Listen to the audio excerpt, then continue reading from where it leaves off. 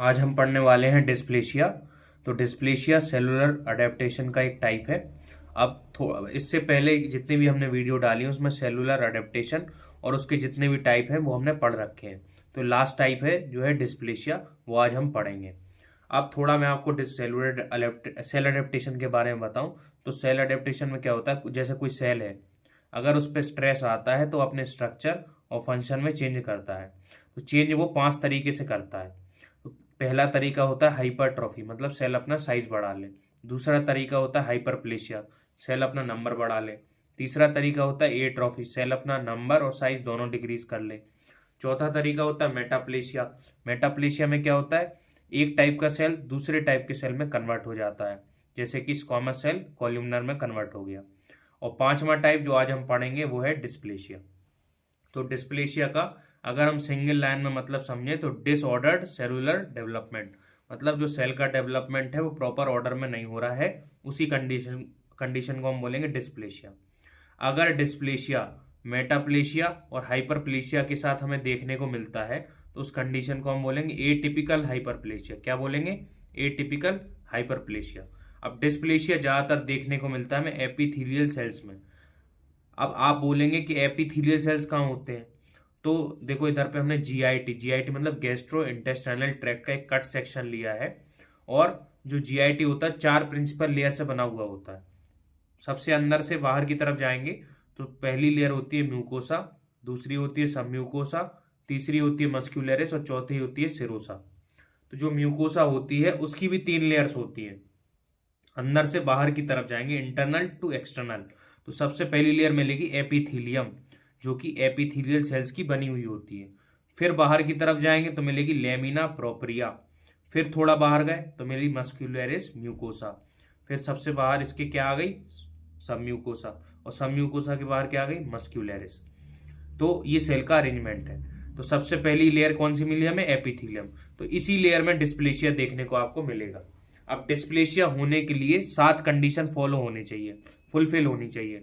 अगर वो 7 condition fulfil हो रही है तो उस कंडीशन को हम बोलेंगे कि इसमें डिस्प्लेशिया देखने को मिल रहा है। और कहाँ देखने को मिलता है? एपिथेलियम में देखने को मिलता है। ठीक है, इधर हमने 2 डायग्राम बना रखे हैं, नॉर्मल सेल का, एबनॉर्मल सेल का। तो एबनॉर्मल सेल में क्या होगा? डिस्प्लेशिया हो रहा होगा। ठीक है, तो पहले नॉर्मल सेल का थोड़ा डायग्राम समझ लेते हैं। तो सबसे अंदर वाली लेयर कौन सी है? म्यूकोसा। म्यूकोसा की भी 3 लेयर है, एपिथेलियम, लेमिना प्रोप्रिया और ये कौन सी है? Muscularis mucosa. अब वो किस पे टिकी हुई है? एक बेसमेंट मेम्ब्रेन पे टिकी हुई है। फिर बाहर की तरफ गए तो सब म्यूकोसा, और बाहर चले जाएंगे तो मस्क्यूलरिस और सिरोसा आ जाएगी। तो म्यूकोसा के पहले क्या बोलते हैं? म्यूकोसा को क्या बोलते हैं? सरफेस लेयर बोला जाता है, मतलब एपिथेलियम जो है सरफेस लेयर है। एबनॉर्मल सेल में भी सेम अरेंजमेंट है, केवल सेल का डेवलपमेंट डिसऑर्डर फॉर्म में हो रहा है, इसलिए उस कंडीशन को हमने डिस्प्लेशिया बोल दिया है, एबनॉर्मल सेल बोल दिया है। पहली कंडीशन जो फुलफिल होनी चाहिए वो है increase number of layer of epithelium. जो एपिथेलियम की जो लेयर्स है उसका नंबर बढ़ने लगे। देखो नॉर्मल जो सेल है उसमें एक ही लेयर है, लेकिन एबनॉर्मल सेल में क्या है? कई सारी लेयर्स हो गई हैं, कई सारी लेयर का फॉर्मेशन। तो पहली कंडीशन जो है फुलफिल हो रही है डिस्प्लेशिया की। अब दूसरी कंडीशन भी फुलफिल होनी चाहिए। दूसरी कंडीशन क्या है? Disorderly arrangement of cell from basal layer to surface layer. Basal layer मतलब बेसमेंट मेम्ब्रेन से सरफेस की तरफ अगर आप जाएंगे तो जो सेल्स का जो अरेंजमेंट है वो डिसऑर्डर हो जाएगा, मतलब प्रॉपर ऑर्डर में नहीं रहेगा। एक कहीं इधर है, एक कहीं इधर है, एक कहीं इधर है, तो ऑर्डर खराब हो रहा है। तो दूसरी कंडीशन भी इधर हमें फुलफिल मिल गई इधर एबनॉर्मल सेल में। तीसरी कंडीशन क्या है इधर? Loss of basal polarity. Basal polarity का मतलब क्या है? जो न्यूक्लियस है, देखो ये सेल है, सेल का ही न्यूक्लियस है, तो जो बेसमेंट मेम्ब्रेन की तरफ अगर वो है तो उसको हम बोलेंगे बेसल पोलैरिटी। तो एबनॉर्मल सेल में क्या होता है? डिस्प्लास्टिक सेल में क्या होता है कि जो न्यूक्लियस है वो बेसल पोलैरिटी खो देता है, मतलब बेस की तरफ नहीं होगा। देखो इधर पे क्या है? बेसमेंट मेम्ब्रेन की तरफ है जो सेल में जो न्यूक्लियस है, लेकिन इधर देखो कहीं ऊपर है, कहीं सेंटर में है, और मतलब बेस की तरफ नहीं है, बेसमेंट मेम्ब्रेन की तरफ नहीं है। तो तीसरी कंडीशन भी इसने एबनॉर्मल सेल ने फॉलो कर दी, फुलफिल कर दी, कि बेसल पोलैरिटी अपनी खो दी। चौथी कंडीशन क्या है? Cellular and nuclear polymorphism. इधर आप देखेंगे नॉर्मल सेल में तो जो सेल का साइज है लगभग बराबर है सब में, लेकिन इधर देखेंगे तो कुछ सेल बड़े हैं, कुछ सेल छोटे हैं, कुछ बहुत छोटे हैं, कुछ बहुत बड़े हैं। ऐसे ही न्यूक्लियस के साथ है, इधर न्यूक्लियस लगभग सेम साइज का है, लेकिन इधर कुछ न्यूक्लियस बड़े साइज के हैं, कुछ छोटे साइज के हैं। तो इसने चौथी कंडीशन भी फुलफिल कर दी इस एबनॉर्मल सेल ने।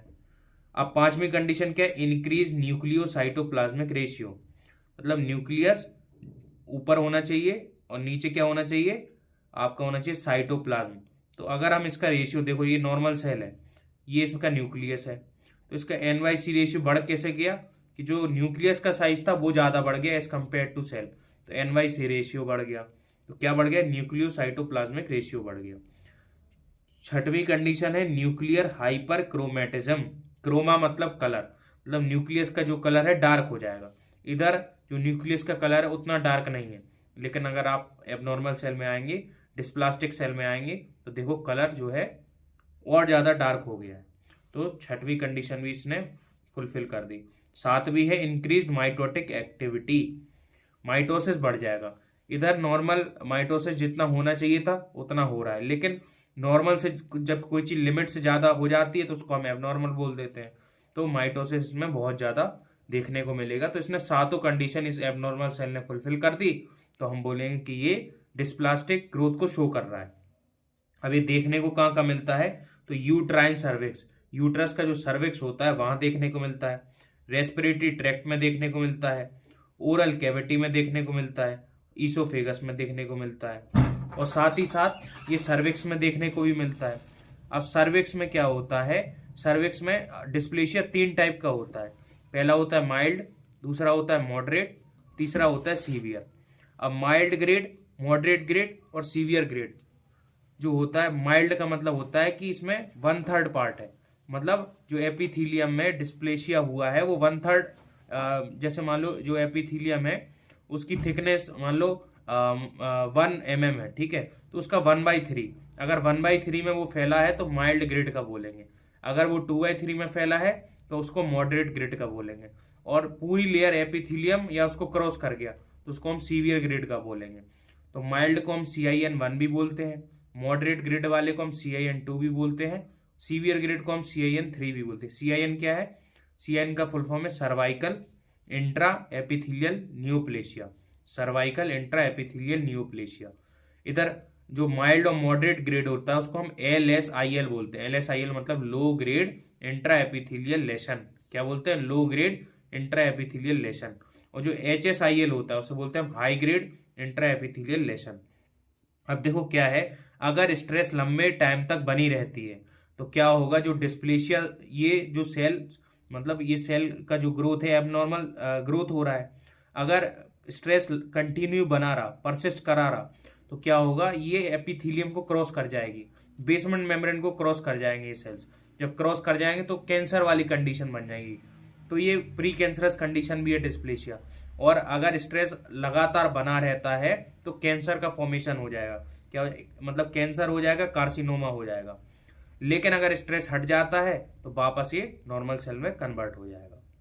तो आज हमने क्या देखा? पहले देखो, stress persist for long time, अगर स्ट्रेस लंबे समय तक रहता है तो डिस्प्लेशिया में प्रोग्रेस टू सीवियर ग्रेड का हो जाएगा। सीवियर ग्रेड में क्या होता है कि वो एपिथीलियम या बेसमेंट मेम्ब्रेन की जो लेयर है, देखो इसको क्रॉस कर जाएगा बेसमेंट मेम्ब्रेन को, तो सीवियर ग्रेड का हो जाएगा, मतलब कैंसर होने के चांस उसको लगभग 100% हो गए। तो आज हमने डिस्प्लेशिया पढ़ा और सेल एडेप्टेशन का जो ये लास्ट टाइप था वो भी कंप्लीट हमने कर लिया। Thank you.